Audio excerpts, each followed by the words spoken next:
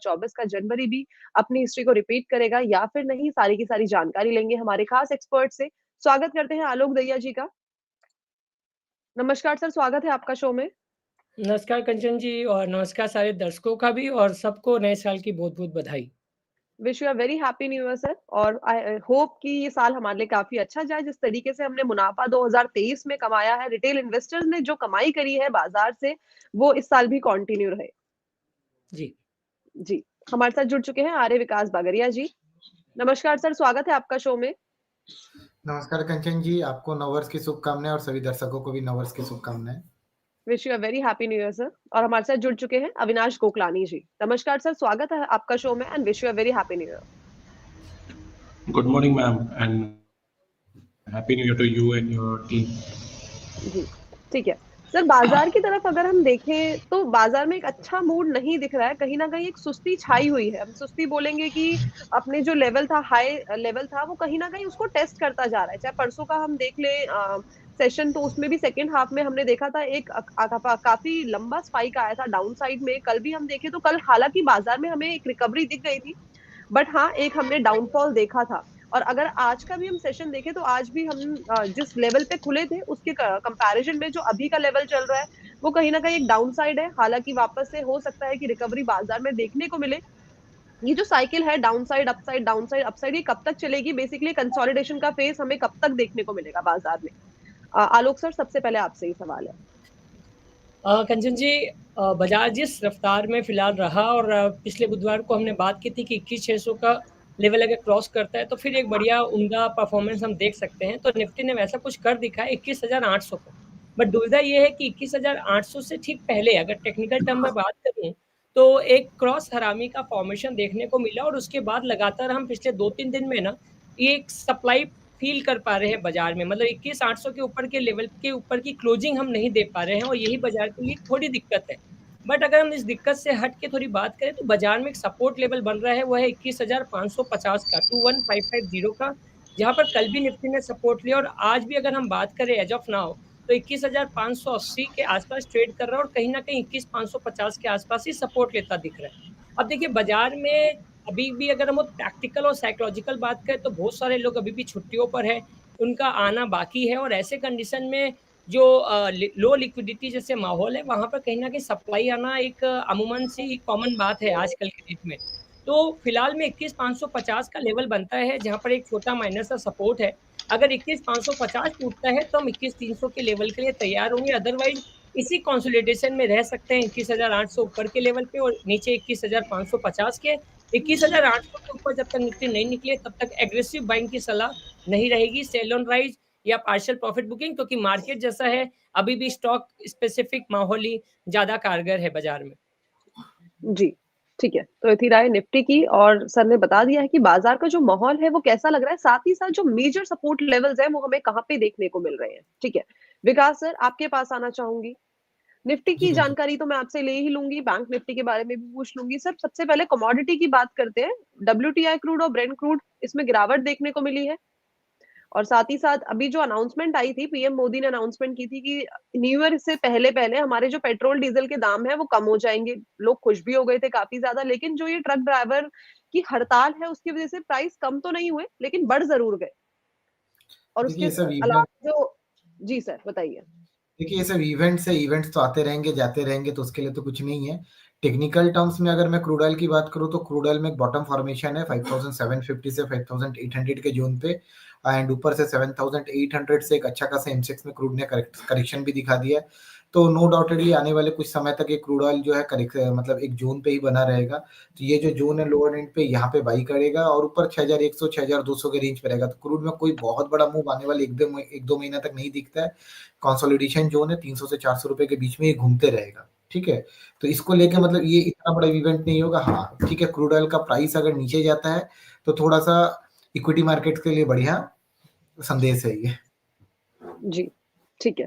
तो क्रूड के बारे में जानकारी ले ली है। सर, अब बता दीजिए निफ्टी और बैंक निफ्टी, क्या हमें इस टाइम पे अपनी स्ट्रैटेजी बनानी चाहिए? देखिए स्ट्रैटेजी तो यही है कि जैसे देखिए हायर एंड पे 21,750 का रेजिस्टेंस जोन था जिसको एग्रेसिवली बाजार ने क्रॉस किया, थोड़ा सा ऊपर गया, स्टॉप लॉस हंटिंग करने के बाद में वापस से नीचे आया। तो अभी जो दिख रहा है टेक्निकल चार्ट्स में आरएसआई में एक डाइवर्जेंस है एंड आराम से 2 से 3 दिन बाजार ने कंसोलिडेट किया, एकदम सेलिंग का अपॉर्चुनिटी दिया। सेलिंग का अपॉर्चुनिटी देने के बाद में बाजार गिरा है, बट अभी लोअर एंड पे दिखता है 21,350 का जो जोन है वो बहुत इंपॉर्टेंट सपोर्ट जोन है। तो जब तक 21,300 350 के नीचे बाजार क्लोजिंग नहीं देता है तब तक बाजार में हम लोगों को नेगेटिव नहीं होना है। हेल्दी करेक्शन है, हेल्दी करेक्शन है मतलब जिसका सब कोई वेट करते हैं कि थोड़ा करेक्शन है तो एंटर करे, वो चीज है। और वैसे भी समझिए बहुत सारे इवेंट्स भी है और आज भी तो शायद अदानी और हिडेनबर्ग के साथ सुप्रीम कोर्ट का फैसला का भी वर्डिक्ट है, तो जिसके आगे अदानी में इतना तगड़ा बाइंग भी दिख रहा है, अदानी पूरे ऑल टुगेदर अदानी ग्रुप्स में। तो डेफिनेटली इवेंट्स का वीक भी है और आज से इवेंट चालू भी हो रहे हैं, तो मेरे हिसाब से लोअर एंड पे बाई करना चाहिए। जो अगर थोड़ा सा शॉर्ट टर्म प्लेयर है तो अगर उनको इस वीक में अगर कहीं डिप मिलता है 21,400 450 के करीब मिलता है तो 300 के नीचे का स्टॉप लॉस लगा के बाई करें। मेरे हिसाब से बाजार वापस बाउंस बैक में 21,750 और 22,000 तक के लेवल को जा सकता है। जी, ठीक है। तो ये जानकारी ले ली बाजार के बारे में, साथ ही इवेंट्स काफी ज्यादा हम अब इवेंट्स की अब अप्रोचिंग हम देख रहे हैं। अब इवेंट्स भी मार्केट में अब आने वाले हैं, साथ ही साथ आज वर्डिक्ट भी है अडानी का। अगर हम स्टॉक्स देखें तो काफी अच्छी खासी तेजी हमने ऑलरेडी देख ली। अडानी एंटरप्राइजेस में करीबन 8% की तेजी सुबह से लेकर अब तक, यानी कि 1 घंटे में हमने देख ली है, ऑलरेडी विटनेस कर ली है। ठीक है, अविनाश सर ग्लोबल क्यूज किस तरीके के संकेत दे रहे हैं हमें? जो ग्लोबल मार्केट्स हैं वहां पे हमें किस तरीके का नजरिया देखने को मिल रहा है इस वक्त? मैम काफ़ी सारे मार्केट न्यू ईयर की वजह से बंद है, कल ही ओपन हुए हैं।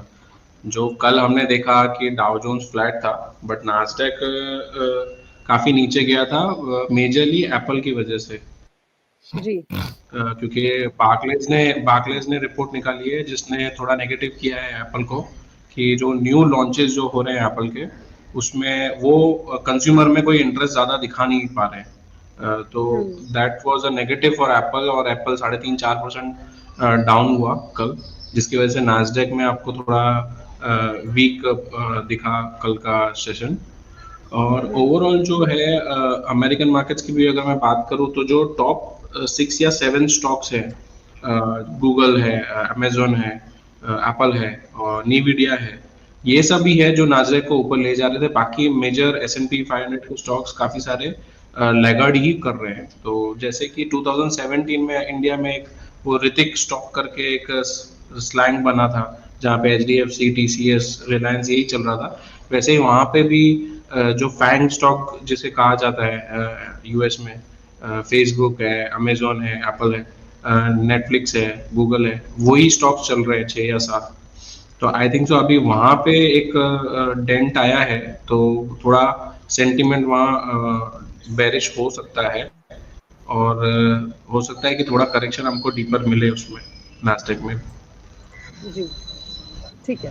तो ये तो बात हो गई ग्लोबल मार्केट की। सर हमारे इंडियन मार्केट इस टाइम पे कैसा परफॉर्मेंस दिखा रहे हैं आपके नजरिए से, और साथ ही साथ आने वाले टाइम पे क्या हमें देखने को मिल सकता है मार्केट में?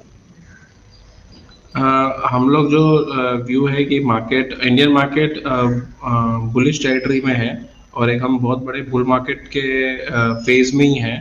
अगर इसको कुछ डेंट कर सकता है वो भी शॉर्ट टर्म के लिए तो वो इंटरनेशनल मार्केट्स है। ओके, तो अगर कभी भी कोई भी करेक्शन आता है इंटरनेशनल जियोपॉलिटिकल न्यूज़ के ऊपर तो आई थिंक सो वो बाइंग अपॉर्चुनिटी होगा। अभी थोड़ा रेड सी में भी जियोपॉलिटिकल इश्यूज थोड़े बढ़ गए हैं और रेड सी जो है वो बहुत बड़ा एक ट्रेड रूट है पूरे वर्ल्ड इकोनॉमी के लिए और इंडिया के लिए बहुत स्पेशल है। सुएज कैनाल के थ्रू पूरा ट्रेड आता है, तो अगर वहाँ पे इंश्योरेंस कॉस्ट बढ़ गई और वहाँ से अगर डिटोर लेना पड़ा कार्गो शिप्स को तो कॉस्टिंग बहुत बढ़ जाएगा और यहाँ पे कंपनीज के मार्जिन में इश्यूज आना शुरू हो जाएंगे। तो आप देखेंगे जनवरी क्वार्टर और मार्च क्वार्टर के रिजल्ट शायद वीक आवे और वहाँ पे मार्केट रियलाइज करे कि वैल्यूएशन थोड़ा हाई हो गया है और वहाँ पे फिर करेक्शन अपने को देखने को मिले उसको वैल्यूएशन को करेक्ट करने के लिए। तो आई सपोज वो ऐसा कुछ न्यूज आना चाहिए in December quarter as well as March quarter. December quarter में I think so management commentary में दिखेगा। जी, ठीक है। तो ग्लोबल मार्केट साथ ही साथ हमारे मार्केट के बारे में जानकारी ले ली है। आलोक सर वापस से आपके पास आना चाहूंगी। सर जैसे कि हम देखें कि अब ऑटो सेक्टर की कंपनीज ने अपने सेल्स के नंबर जारी करने शुरू कर दिए हैं। 2-3 कंपनी के कल आ भी गए हैं। अगर आज हम मारुति के नंबर देखें तो 20 लाख से ज्यादा कारें बेच दी है मारुति ने साल 2023 में। इसके साथ ही साथ बजाज की जो सेल्स है उसमें 16% का अपसाइड आया है, और महिंद्रा एंड महिंद्रा ने भी कहीं ना कहीं अच्छी खासी जो अपनी सेल्स है वो रजिस्टर की है। आपको क्या लगता है कि